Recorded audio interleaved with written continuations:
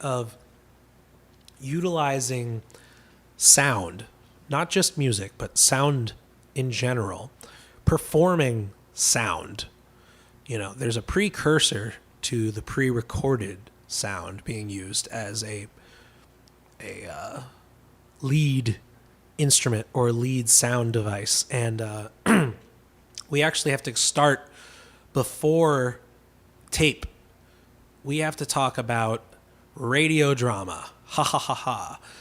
So for those of you that don't know what radio drama is, it is the precursor to television in the sense that it was the most popular form of, regular, entertainment beyond live entertainment, at-home entertainment. This is the original at-home entertainment. Let's say that.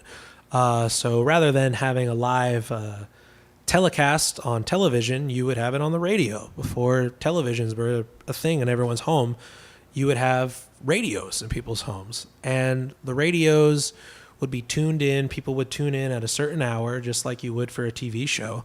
And there would be a live performance of actors performing a scripted drama, comedy, whatever. It's, scripted content.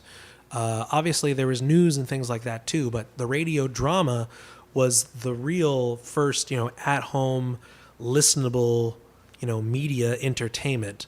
But there wasn't just actors taking part in the radio drama. There were also what we call Foley artists, and Foley artists go on and become essential in film and cinema, animation and video games, and still have a huge role to play in all of that.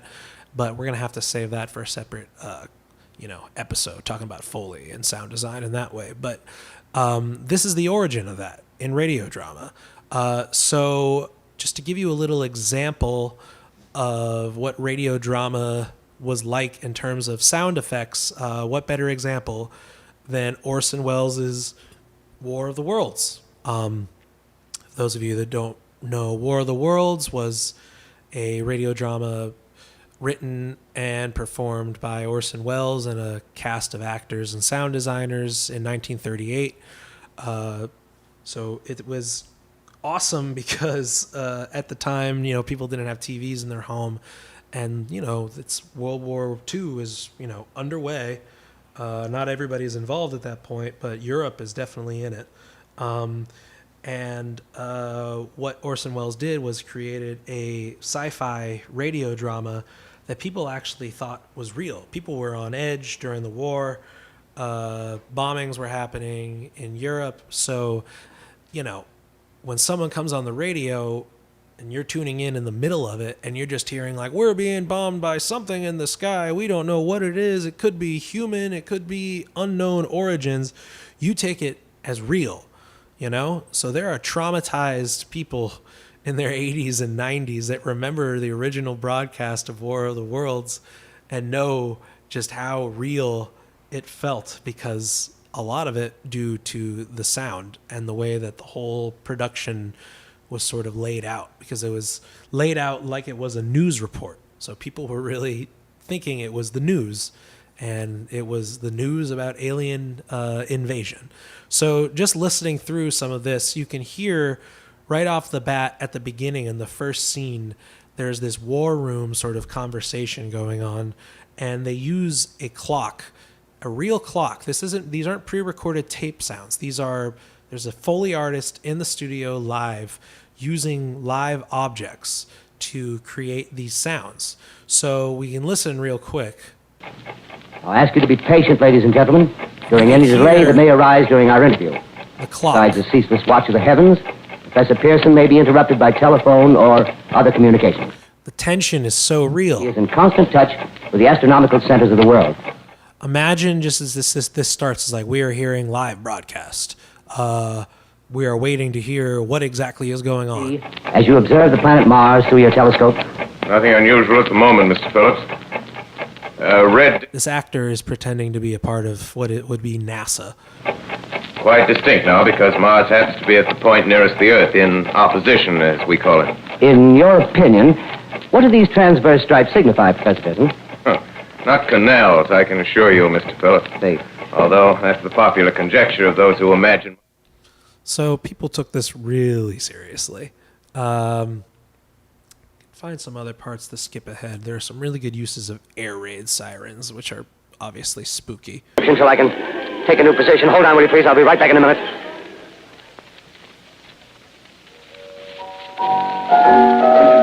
Hold on. Up in the mouth is that's kind of V-shaped with saliva dripping from its rimless lips that seem to quiver and pulsate, and the monster or whatever it is can hardly move. It seems weighed down by possibly gravity or something. The thing's Some crazy sound rising up effects now, and the going on crowd in falls back. background. It seems plenty. The background, just like chaotic noise. That's not actually a playback. There's people being extras, but also, Foley artists clanging on metal and making weird sound effects live. Like a gray snake.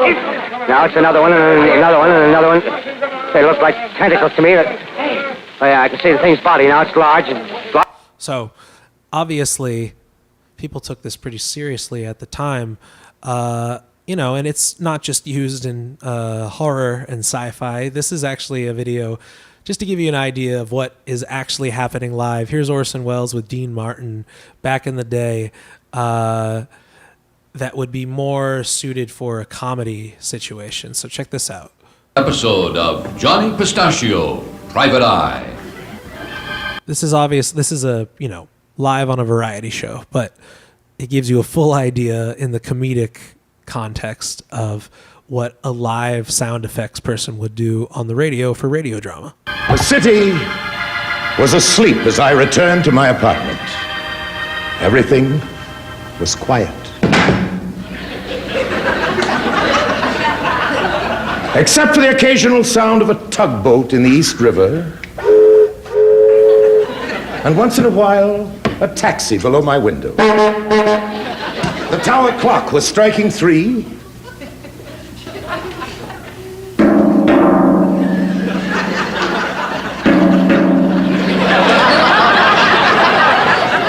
My skull throbbed from the pistol whipping I'd taken as I tossed my shoes on the floor and jumped into bed.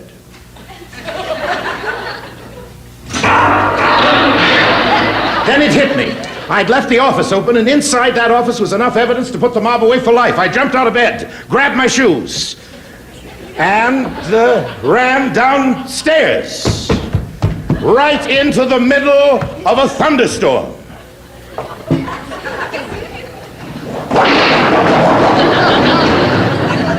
I sloshed my way through the rain-drenched streets. When I reached my office, I opened the door slowly,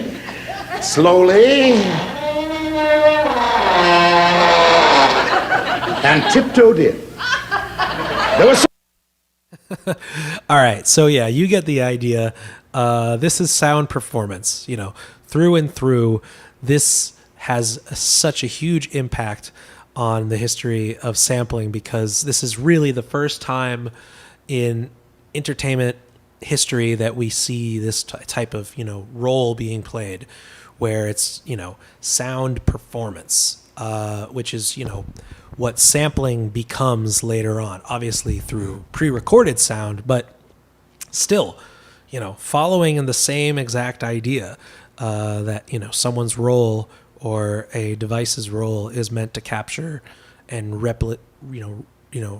recreate sound from a playback standpoint. So anyways, let's talk about music itself. What exactly is sampling in terms of the history of music? Now, we used to call it tape music. Tape music is still a term used in the sort of, electronic, what we call electroacoustic, more academic and avant-garde classical, conservatory electronic music world. Yes, it exists. It's where I come from. I'm an alien. So we had a lot of experimental music coming out with the sort of development of tape recording technology. So by the 1940s, people are able to get their hands on tape recording devices. And with that, there are a lot of experimental artists out there that aren't just recording sounds for the sake of, documenting them. They're recording sounds for the sake of literally splicing pieces of tape together from different places and creating,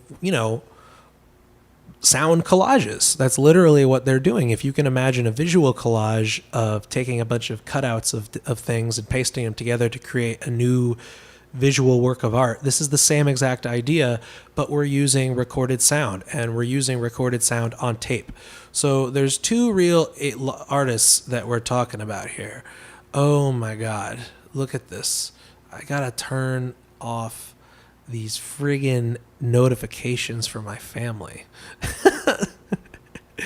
Okay, so let's look at two artists to start. A lot of people think that this guy, Pierre Schaeffer, was the first guy to really utilize the tape machine as a instrument in and of itself.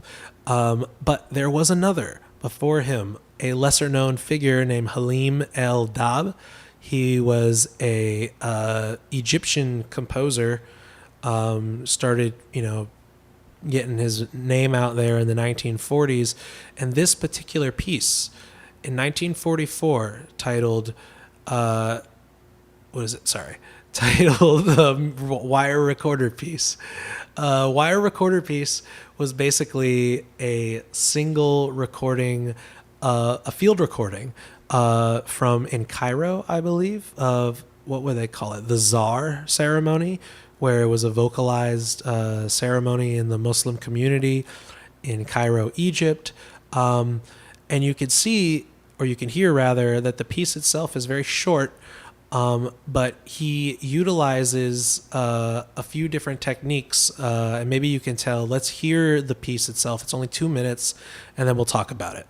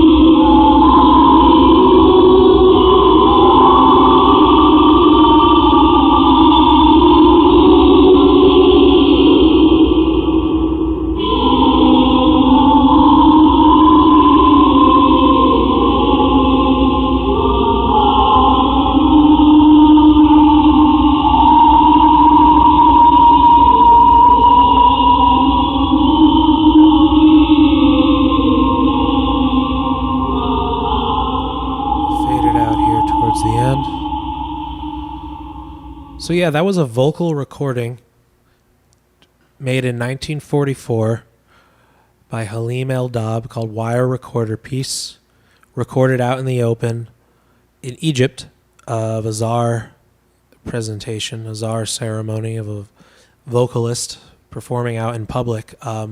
We could hear a few things in this piece. There's a lot of layering going on in terms of, what would be referred to as tape delay processing and reverberation. I'm not exactly sure what gear was used because it's so early on. It's so primitive in terms of the technology that was developed at the time.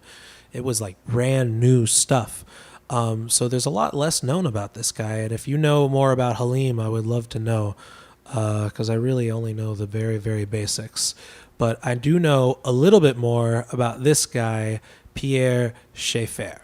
So Pierre Schaeffer was one of the co-founders, along with this guy named Pierre Henry, who created this new movement of music in the post-war French or Parisian area, in the post-war 1940s era, called the school of thinking. Their style of music that they created was called musique concrète, concrete music. Musique concrète was music that was created only via recordings on tape. No official instrumentation beyond the microphone and the tape recorder. Now, what these guys would do, especially towards the beginning, was a lot of industrial recording. They would record early automobiles. They would record, the cityscape, trains, drills, construction noises, industrial sound in general. So as you could think, this is really the earliest form of industrial music.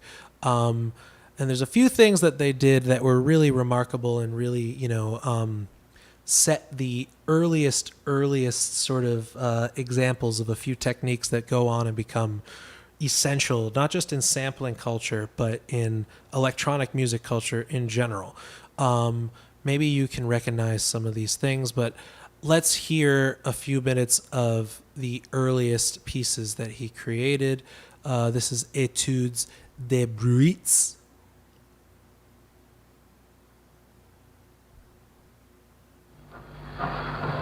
You hear what's going on there? Listen to that again.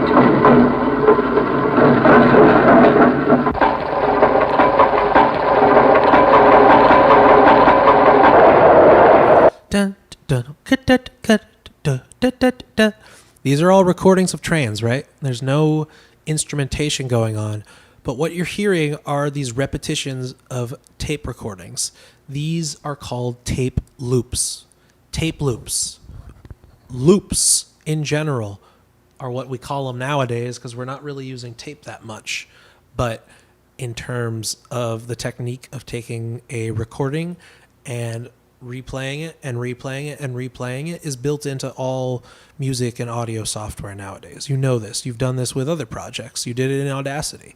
So looping hasn't gone away. It's only increased. And we can just say, firmly that Pierre Schaeffer, with his musique concrète and tape looping, was really the first example of these ideas. So you can hear, these are industrial noises. They're not traditionally musical in any sense of the word, and they might not even be musical if you're snobby and conservative enough, but whatever. But you cannot deny that there are rhythmic repetitions going on in these loops here. Listen again. Let's find that part. Let's find the first loop.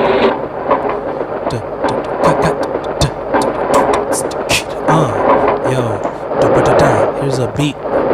Here's a beat. Here's a beat. Here's a beat. You hear it?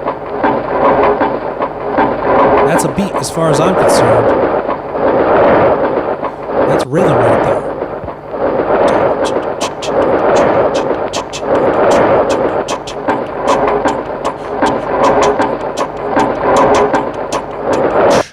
That's rhythm right there.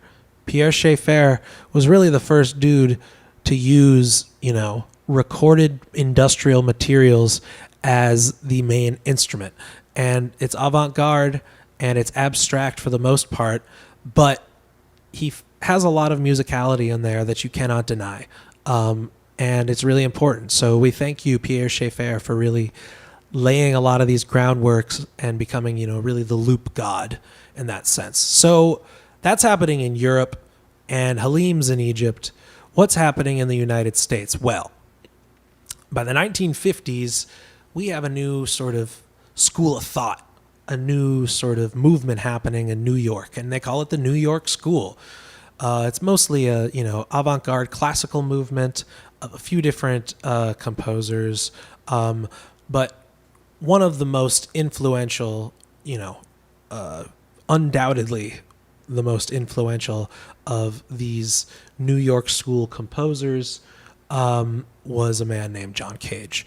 Now, John Cage is a composer, and he has a lot of acoustic works for orchestra, for more traditional instruments, though they're all very much avant-garde and deal with concepts like chants.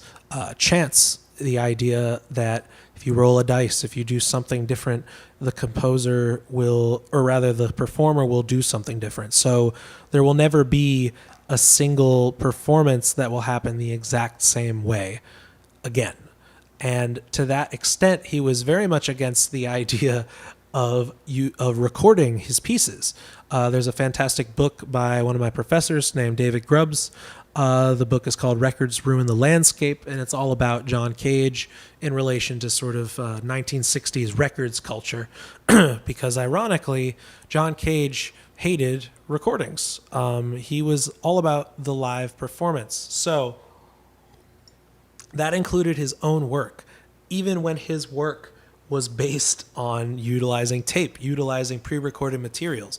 He believed that tape was instrumentation, not a utility for playback for pleasure. It was playback for performance.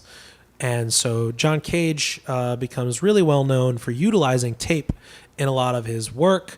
The most famous example early on was a piece called Williams Mix from 1952 through 1953.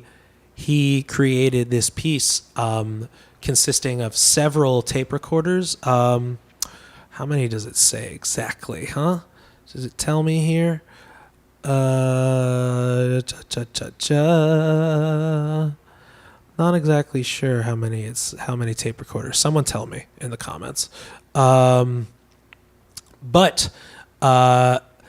he created a lot of tape recordings and then scored them out literally in terms of sections by however many tape recorders there were.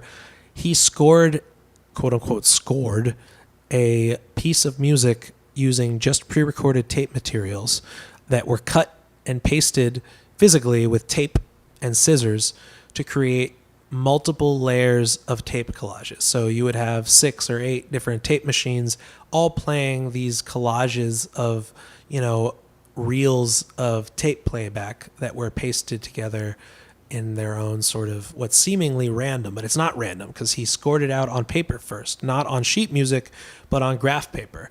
So you can actually look up the score itself and you'll see that there are, different, basically different shapes in which each tape recorder sort of takes on. So each tape recorder, when it's playing back, is playing back a variety of sounds, some of them slow, some of them really, really fast, some of them really loud, some of them really quiet. And it's all very, very highly detailed.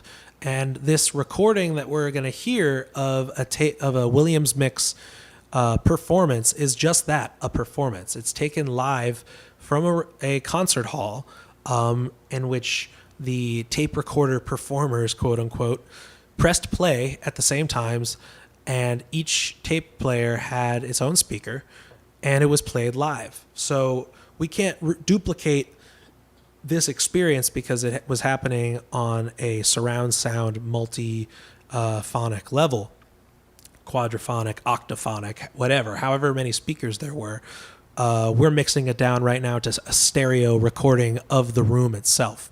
But I want you to listen to just how fast-paced these tapes go by compared to something like Pierre Schaeffer that we just listened to, which seemed a lot more tame. Let's hear what Williams Mix has in store for us.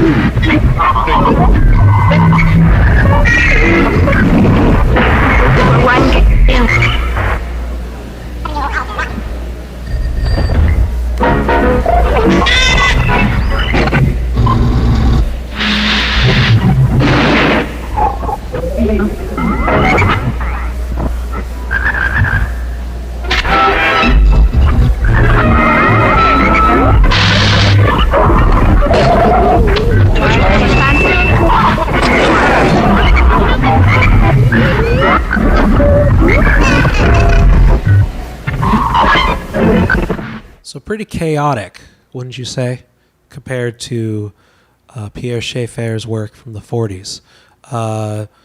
John Cage was known for, bringing, although, he definitely inspired a lot of minimalist composers, he himself can bring a lot to the table, especially in these tape pieces where there's just, so much content being thrown at you so quickly. But yeah, this is a really, really great early example of tape music, utilizing pre-recorded playback materials in a very, very specific way.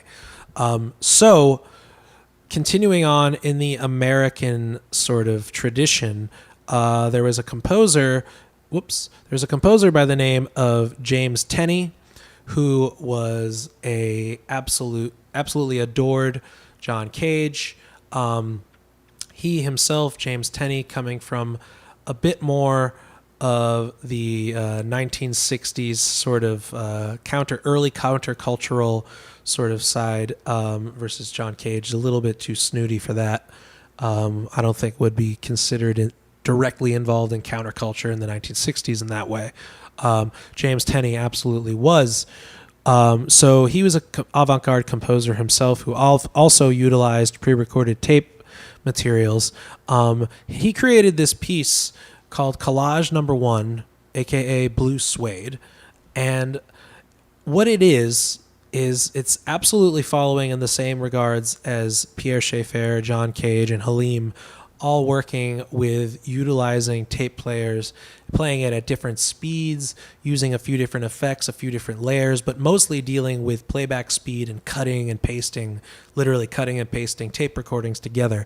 But what made Collage Number 1 a beautiful example is that he was utilizing only tape materials from Elvis Presley's blue suede shoes. So this is the 1960s, the early 1960s. Elvis is still around, king of rock and roll, so to speak. So what James Tenney did was take something remarkably familiar in the pop cultural sense, not just taking train sounds, not just taking frog noises and radio noises, radio tuning sounds.